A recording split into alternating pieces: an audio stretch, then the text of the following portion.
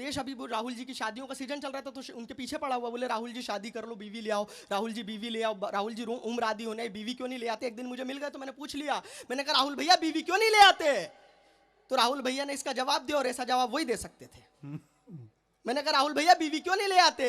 बोले यार चेतन सोच तो मैं भी रहा हूं, बीवी ले आऊं पर लाऊं किसकी। मेरे बारे में तो आते ही सर ने बताया कि मंच पर हमारे बीच में एक छोटा सा कवि रखा हुआ है, ऐसा है वैसा है। मैं आपको बता दूं जो हूं यही हूं। सिंगल पीस में इतना ही आता हूं मैं। और मैं आप लोगों को बता दूं, देखो ज्यादा टेंशन तनाव लेना नहीं चाहिए। मैं मध्य प्रदेश मालवा का, इंदौर का रहना वाला हूं। मैं तो कॉलेज गया तो पीछे से एक आवाज आई, किसका बच्चा खो गया। मम्मी को बोलो बेटा कॉम्प्लेन पिलाए। यहां तक तो फिर भी ठीक था। कमबख्त कुछ लड़कियों ने तो मुझे गोदी में उठा लिया मुन्ना मुन्ना कह के। तो मेरी स्थिति आप लोग समझ रहे होंगे। गुजरात अपने आप में आत्मनिर्भर है। वो यहाँ की वो एक अभी हाल ही में एक शादी हुई यहाँ पर।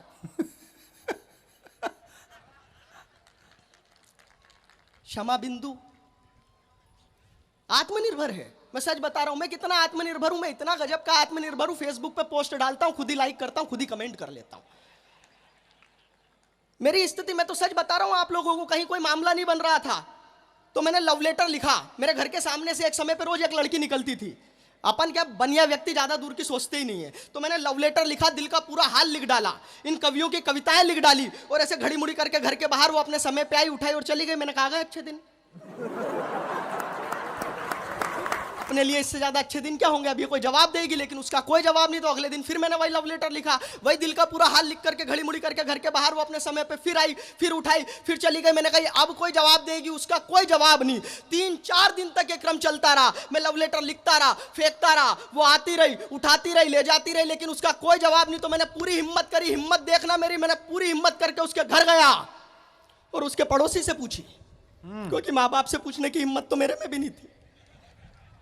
मुझे मालूम है कहाँ नुकसान है कहाँ फायदा है। तो मैंने उसके पड़ोसी से पूछी, मैंने कहा भाई साहब आपके पड़ोस वाली लड़की मेरे घर के सामने से रोज निकलती है, मेरा फेंका हुआ लव लेटर भी उठाती है, ये लेके भी जाती है, कोई जवाब नहीं देती, कारण क्या है। कारण आप लोगों को अगर समझ में आ जाए तो जरा एक बार पीछे तक के लोगों का ठहाका और तालियां आकाश भर उठे। मैंने कहा मेरे घर के सामने से रोज निकलती है, मेरा फेंका हुआ लव लेटर भी उठाती है, ये लेके भी जाती है, कोई जवाब नहीं देती, कारण क्या है। बोले चेतन तू तो बेवकूफ है, वो तेरा कोई लव लेटर नहीं उठाती, वो तो कचरे वाली कचरा उठाती है। बहुत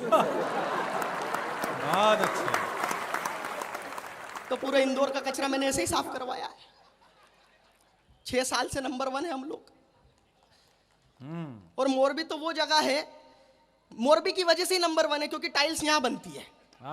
और अच्छा हमारे प्रधानमंत्री जी जहां जाते हैं वो बताते हैं उस जगह से उनका बचपन का नाता है। मेरा मोरबी से बचपन का नाता है। अच्छा, मैं सच बता रहा हूं आप लोगों को। यहां अभी टाइल बनती है, पहले यहां पे बनते थे नाडिया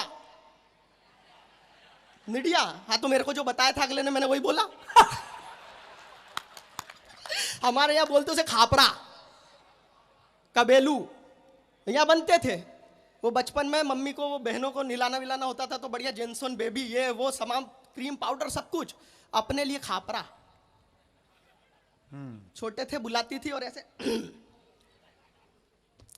तो बचपन से नाता है मेरा खापरे की वजह से। मैं सच बता रहा हूं आप लोगों को। मेरे स्वच्छता अभियान अपने आप में, अभी बीते दिनों आप लोगों ने कुछ समय पहले प्रधानमंत्री जी ने एक बीच पर सफाई करते हुए आप लोगों ने वो वीडियो क्लिप या फोटो देखी होगी। हमारे प्रधानमंत्री जी ने समुद्र के किनारे से कुछ कचरा उठाया तो विपक्ष को इससे भी दर्द हुआ। बोले प्रधानमंत्री जी का काम है क्या कचरा उठाना।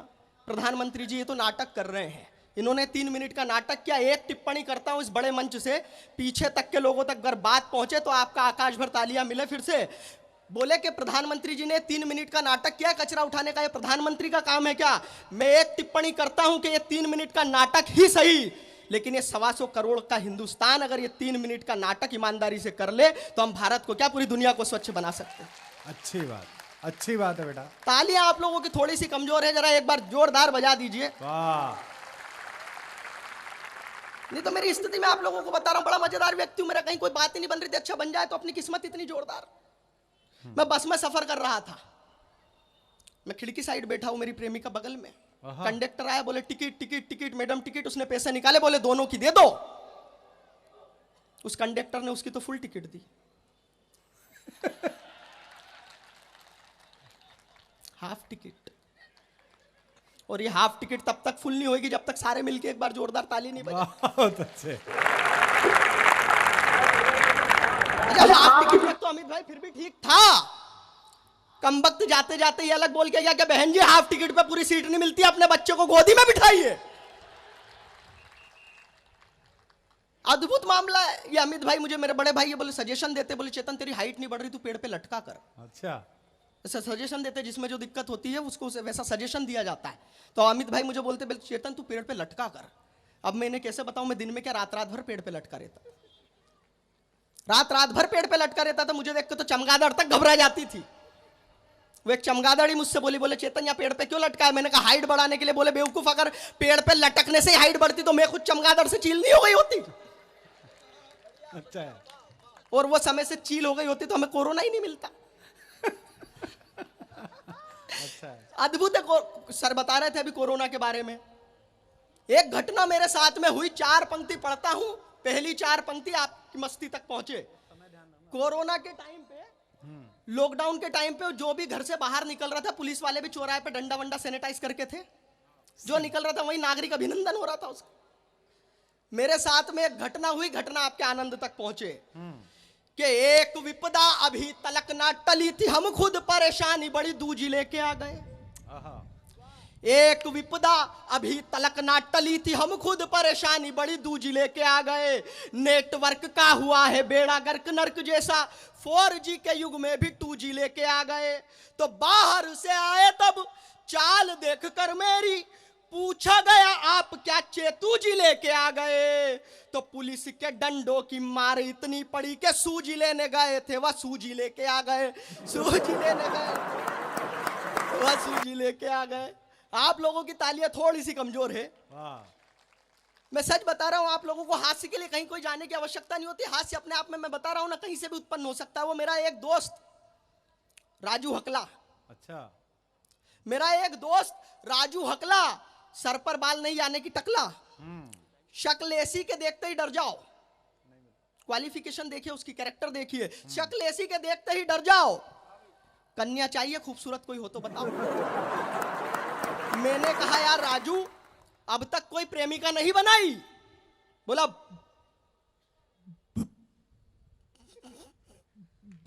बनाइए ना 3। बोला बनाइए ना 3, एक से एक हसीन, पर हर बार हो जाते थे टंटे। पहली चली 3 सेकेंड, पहली चली 3 सेकेंड, दूसरी 3 मिनट और तीसरी 3 घंटे। 3 सेकेंड, 3 मिनट, 3 घंटे की भी प्रेम कहानी हो सकती है। और ये चमत्कार कवि ही कर सकता है। आप लोगों तक बात पहुंचेगी, आपकी मस्ती भरी तालियां मिले। पहली चली 3 सेकेंड, दूसरी 3 मिनट, तीसरी 3 घंटे। मैंने कहा 3 सेकेंड कैसे? वो बोला ऐसे। अच्छा था, अच्छा था, बोले ऐसे, अच्छा था। बोला कैसे? मैंने कहा कैसे? बोले देखते ही हो गया था प्यार, मैं करता इजहार और पूछता नाम, उससे पहले ही वो बोली भैया जल्दी बोलो मुझे और भी है काम। भैया जल्दी बोलो मुझे और भी है काम। दूसरी 3 मिनट की घटना देखो, आपको फिर आनंद, आपका फिर ठहाका उठे। मैंने कहा जो दूसरी थी उसका क्या हुआ? बोले दूसरी थी नहीं, दूसरा था।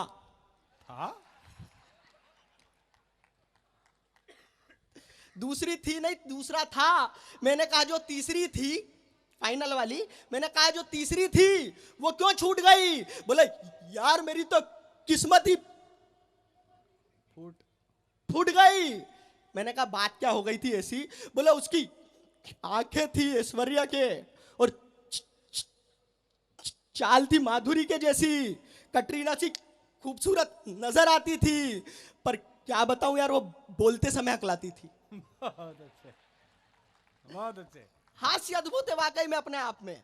मैं सच बता रहा हूं, कहीं कोई टेंशन तनाव की कोई बात ही नहीं है। मैं तो यहाँ आया, बहुत अच्छा लगा मुझे। मनन जी ने और पूरी समिति ने मुझसे आते ही पूछा कि चेतन ये बताओ तुम्हारे खाने पीने की क्या व्यवस्था करें। मैंने कहा भाई साहब खाना छोड़िए। बहुत अच्छे। मुझे मालूम है मैं ड्राई स्टेट हूं, लेकिन मैं आपको तरबतर करके जाऊंगा। बोले भाई साहब खाना छोड़िए, तो बोले बताओ क्या मंगाए। मैंने कहा देखो ऐसा है, मुझे मालूम है मैं ड्राई स्टेट में हूं। बोले तू खुद तो पौवे जैसा, तेरे लिए क्या मंगाए। मैंने कहा मंगाइए जो मैंने मंगा लिया हो, आपको मजा आ जाए इस बात पे। जब मनन भाई बोले तू खुद तो पौवे जैसा है, तेरे लिए क्या व्यवस्था करें, तो 2 पंक्तियों में मैंने जवाब दिया। जवाब आपका ठहाका, आपकी तालियां उठाएगा। बोले तू खुद तो पौवे जैसा है, तेरे लिए क्या मंगाए। मैंने कहा भाई साहब अपनी बातों को मैं ऐसे सजा लेता हूं तो पौवा मगर बोतल का मजा देता हूं। बहुत अच्छे चेतन। बोले अच्छा बता। मैंने कहा मंगाइए। Aristocrat, Big Piper, Contessa, Double Dog, फंड्रो, प्लाइन ड्रॉप, Elephant, Godfather, Imperial Blue, Johnnie Walker, क्विंसल, McDonald, Old Man, Peter Scot, Teacher Scot, रोलिस सिग्नेचर, ब्रेड 69, ट्रिपल एक्स, जैंगी चिंगारो। लगता है ये लोग दिल्ली की टूट के साले। इनकी हालत ये है कि जैसी मिल जाए वैसी ठीक है। छोड़ो फिर इनके लिए देसी फंसाने दो। टेंशन तनाव कहीं कोई आवश्यकता ही नहीं है। मैं सच बता रहा हूं आप लोगों को। आपने हिंदी का बड़ा कवि सम्मेलन करवाया यहाँ पर पहली बार। मैं हास्य व्यंग का कवि हूं। हमारी तो राजनीति की वजह से, राजनीति की बात कर रहे थे, राजनीति की वजह से हमारी भाषा में बड़े बदलाव आ गए, हमारे मुहावरे बदल गए। नहीं तो पहले हिंदी भाषा में एक मुहावरा था, मजबूरी का नाम महात्मा गांधी। हमारी राजनीति देखो आजकल मुहावरा, मजबूरी का नाम राहुल गांधी। वो राहुल, पूरी देश अभी वो राहुल जी की शादियों का सीजन चल रहा था तो उनके पीछे पड़ा हुआ। बोले राहुल जी शादी कर लो, बीवी ले आओ, राहुल जी बीवी ले आओ, राहुल जी उम्र आदि होने, बीवी क्यों नहीं ले आते। एक दिन मुझे मिल गए तो मैंने पूछ लिया, मैंने कहा राहुल भैया बीवी क्यों नहीं ले आते। तो राहुल भैया ने इसका जवाब दिया और ऐसा जवाब वही दे सकते थे। मैंने कहा राहुल भैया बीवी क्यों नहीं ले आते। बोले यार चेतन सोच तो मैं भी रहा हूं, बीवी ले आऊं पर लाऊं किसकी। मुहावरे बदल गए हमारे। एक मुहावरा पढ़ता हूं और वो यहीं सुना जा सकता है, ऐसा मेरा विश्वास है। पहले हिंदी भाषा में एक मुहावरा था, जहां चाह है वहां राह है। हमारी राजनीति देखो आजकल मुहावरा है, जहां शाह है।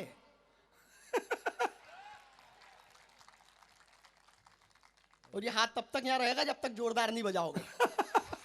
ये भी अच्छा था, ये अच्छा था। वो पहले मुहावरा होगा जो जीता वही सिकंदर, आजकल मुहावरा जो जीता वही नरेंद्र।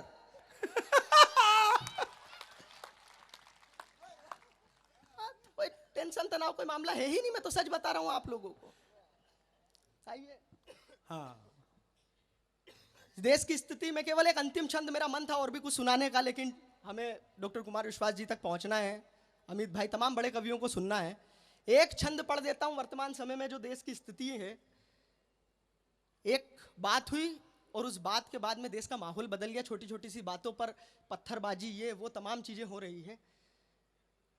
कवि मन की पीड़ा, नहीं तो इस देश की संस्कृति, इस देश की सभ्यता क्या रही है। हम लोग वसुदेव कुटुंबकम वाले देश, वसुदेव कुटुंबकम से श्रेष्ठ जहां, वसुदेव कुटुंबकम से श्रेष्ठ जहां, राष्ट्र एकता का कोई कर्म नहीं होता है। जब हमारे देश में वैक्सीन बनी तो सर्वभवन्तु सुखिना की कामना करने वाला ये देश, हमारे पड़ोसी देशों तक हम लोगों ने वैक्सीन पहुंचाई। हम वो देश हैं। बहुत अच्छे। तब एक बात करना चाहता हूं, इस देश की परंपरा, इस देश की संस्कृति के साथ में आपकी विदाई की तालियां मिले इस पंक्ति पर कि वसुदेव कुटुंबकम से श्रेष्ठ जहां, राष्ट्र एकता का कोई कर्म नहीं होता है। देश की अखंडता पे हमलों को देखकर लहू मात्र कायरों का गर्म नहीं होता है। वाह वाह, बहुत अच्छा।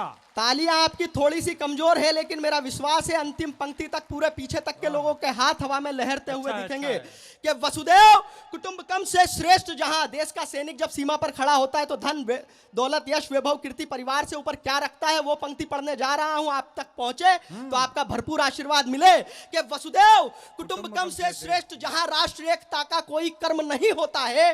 देश की अखंडता पे हमलों को देखकर लहू मात्र कायरों का गर्म नहीं होता है। तो स्वार्थ की धरा पे खड़े देशद्रोहियों को ज्ञात, आंसुओं की कीमतों का मर्म नहीं होता है।